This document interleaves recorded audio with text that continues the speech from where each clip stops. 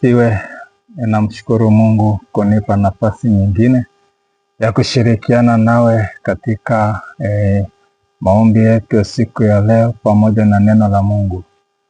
Ni mwalimu Harrison Mzava. Ninabariki Mungu kunipa nafasi nyingine tena ya kushirikiana nawe katika kipindi hiki. Tumekuwa na ujumbe ambao tumeanza siku ya jana, nguvu ya sadaka. Leo tunaangalia kwenye kitabu kile cha Isaya, habari ya nguvu ya sadaka. Kitabu kile cha Isaya, Isaya 38 mstari wa kwanza na mstari wa 6.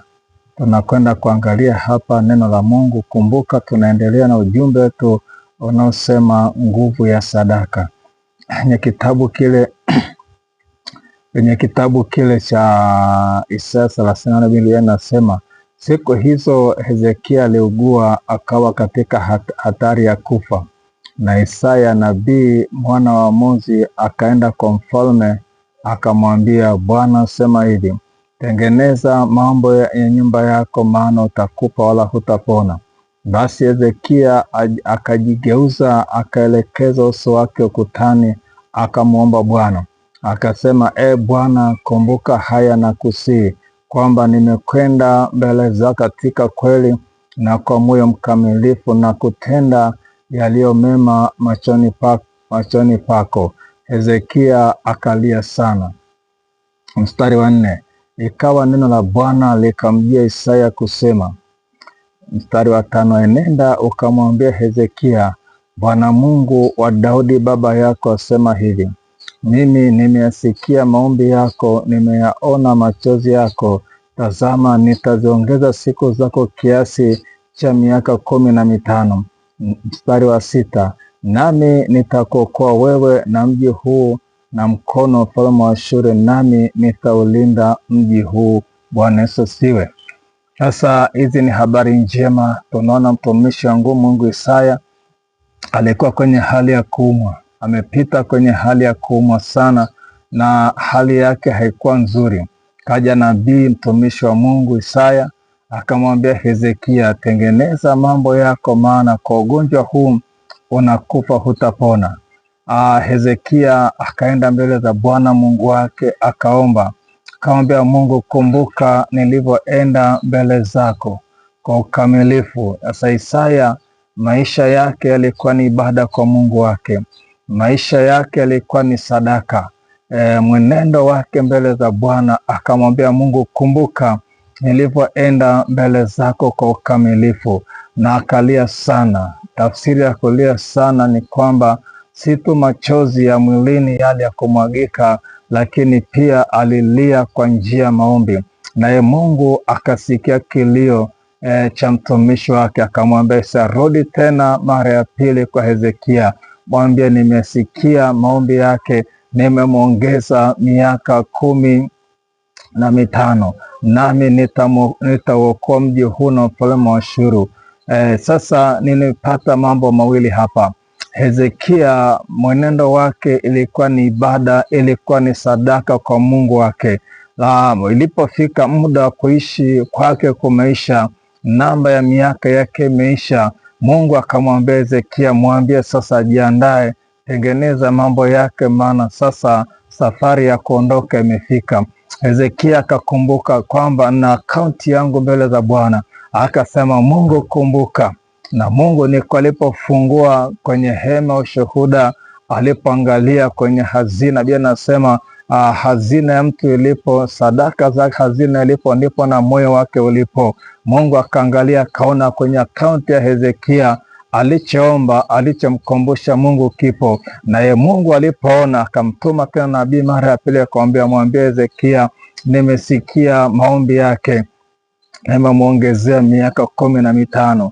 Sadaka ya Hezekia ilinena kitu mbele za Bwana. Sadaka ya Hezekia ilimfungulia neema ya kupata miaka 15 mingine ya kuishi, lakini miaka aliipata baada ya kumkumbusha Bwana. Hii miaka ilitokea baada ya kuomba na kumwambia Mungu, kumbuka nilivyoenda mbele zako, kumbuka mwenendo wangu. Na Mungu alipokumbuka akasema, Hezekia, umestahili kupokea miaka mingine. Lakini kitu naona cha pili pale, kuna maisha ya watu yalisubiri sadaka Hezekia. Kuna maisha ya watu yalisubiri kupata neema Hezekia ili nao wapate neema, na akamwambia kwamba nimekupa miaka 15 ya kuishi, lakini pia akamwambia Hezekia, nami nitauokoa mji huu na mkono wa mfalme wa Ashuru. Sasa Hezekia anapata neema na bonus ya kuishi, lakini ndani ya hiyo kuna maisha ya watu. Nataka nikwambie, sadaka zako pia zimebeba maisha ya watu wengine. Wako ambao wamesimama na Mungu kwenye madhabahu ya Bwana na maisha yamebeba pia familia zao. Wako wamesimama na Mungu kwenye sadaka kwenye madhabahu ya Bwana, na matokeo sadaka si tu kwamba amevusha maisha yao, lakini amevusha na maisha wengine. Nami ni maombi yangu kwa Bwana katika siku hii, zile sadaka za kwenye madhabahu ya Bwana ni za kumkumbusha Bwana zile sadaka. Kumbuka tunatembea na ujumbe unaosema nguvu ya sadaka kwenye madhabahu. Madhabahu ya Bwana imepokea sadaka zako. Hezekia alikuwa ni sadaka ya mwenendo mzuri kwa Mungu wake. Alikuwa na hofu ya Mungu, alimcha Mungu, alimfanyia Bwana ibada, alitoa sadaka na aliwekeza kwenye hazina. Biblia inasema hazina mtu ilipo ndipo na moyo wake utakapokuwepo. Aliwekeza hazina, nami ninaamini ya kwamba iko hazina ambayo umewekeza kwa Mungu wako. Basi kwa hiyo hazina tunaenda kumkumbusha Bwana. Ungana nami katika maombi haya. Haijalishi unapitia nini, au haijalishi uko mzima, yuko mwingine mzima, lakini kuna vita iko mbele yako. Unapomwambia Bwana, kumbuka nilivyoenenda mbele zako, ni maombi ya kukata rufaa kwa Bwana. Hata kama kuna matukio mabaya yako mbele yako, unakwenda kukata rufaa. Nami ni maombi yangu pamoja na wewe, tunakwenda kukata rufaa siku ya leo. Tunakwenda kuomba. Baba, katika jina la Yesu, Baba, tunakushukuru kwa ajili ya ujumbe huu ambao Mungu umewachilia katika siku ya leo, Bwana, ya kwamba Baba, iko nguvu ya sadaka. Nasi tumwona mtumishi wa Hezekia. Ni kweli kwa Baba, muda wake wa kuishi duniani umeisha. Ilikuwa ni mapenzi yako kumtwaa, lakini aliposimama mbele zako akalitia jina lako. Alipoomba mbele zako, Bwana, ulisikia maombi yake. Alikukumbusha juu ya sadaka ambayo ameziachilia za mwenendo unyofu mbele zako na kwa ukamilifu wa moyo. Nami nasimama nikiomba Baba kwa ajili ya watumishi wako ambao wanafuatilia Bwana maombi haya kwenye mtandao wa Facebook, maombi kwenye mtandao wa YouTube na katika magrupu ya maombi. Wako watakao share kwenye magrupu yao ya maombi, katika jina la Yesu. Ndani ya magrupu ya maombi mkono wako kadhirike, Bwana. Inakukumbusha kwa habari ya sadaka za watoto wako ambazo wamezileta kwenye madhabahu yako, kwa nyakati mbalimbali, kwa majira mbalimbali. Watoto wako wameachilia sadaka kwenye madhabahu yako, Mungu, katika jina la Yesu.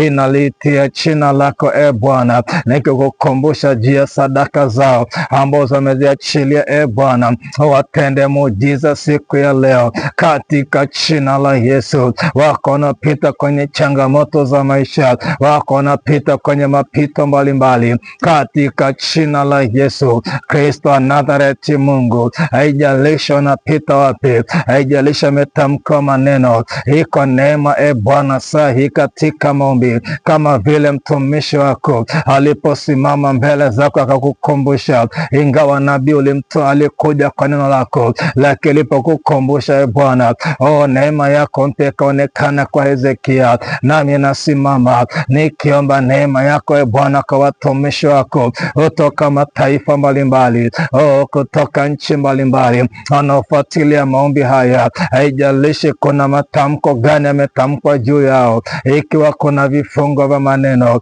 ikiwa kuna neno lote ambalo limetamkwa ambalo limefunga hatima yao, ambalo limefunga maisha yao, Baba, anasimama kwa damu ya Yesu, inaita sadaka zake kwenye madhabahu yako.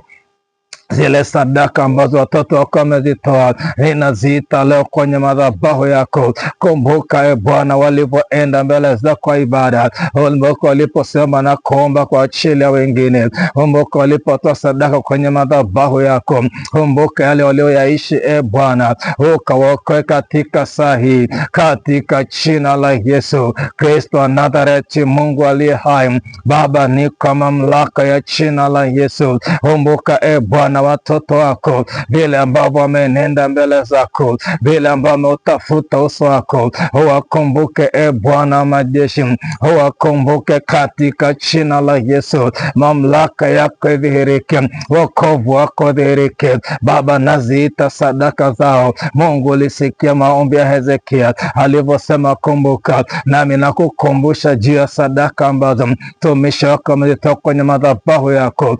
Nakukumbusha ukamjilie, ukamwokoe katika saa hii, ukamfadhili katika saa hii, ukamwokoe na vita, umwokoe na changamoto, umwokoe na magonjwa ya mauti, umwokoe na magonjwa kila namna, umwokoe Bwana katika jina la Yesu Kristo wa Nazareti. Mungu, umwokoe Bwana kwa mkono wako wenye nguvu, kwa mkono wako ulio hodari, katika jina la Yesu. Inakushukuru Bwana, inalibariki na kulikuza jina lako. Pokea utukufu na sifa, pokea heshima kwenye kiti chako cha enzi. Asante Mungu aliye hai, pokea sifa, pokea utukufu, maana Baba, neema yako imefunuliwa kwa watoto wako, na watauona utukufu wako, na wataona fadhili zako, katika jina la Yesu Kristo wa Nazareti. Mungu, sante maana umesikia, sante maana umetenda, katika jina la Yesu, kwa damu ya Yesu. Amen, amen. Mungu wangu akubariki, Mungu wangu akutunze. Endelea kuomba.